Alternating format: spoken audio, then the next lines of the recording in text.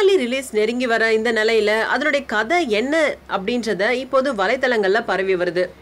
மலேசியாவோட வளர்ச்சியில முக்கிய பங்கு வகிக்கிறது ரப்பர் தோட்டமும் தேயிலை தோட்டங்களும் தான்.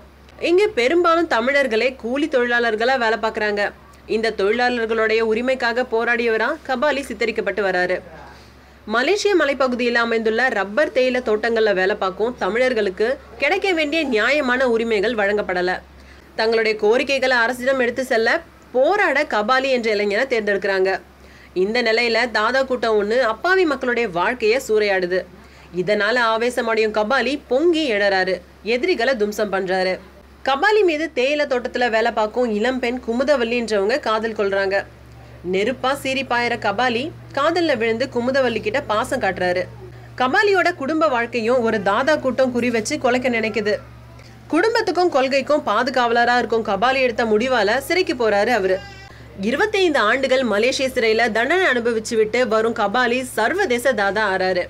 அவர் எதிரிகளை பந்தாடியது எப்படி, கபாலியோட ருத்ர தாண்டவத்துல எதிரிகள் என்ன பாடுபட்டாங்க அப்படின்றத ரஜினி ஸ்டைலோட பிரம்மாண்டமா உருவாகி இருப்பதா கூறப்படுது. ரஜினி மனைவியா ராதிகா ஆப்தே வராங்க.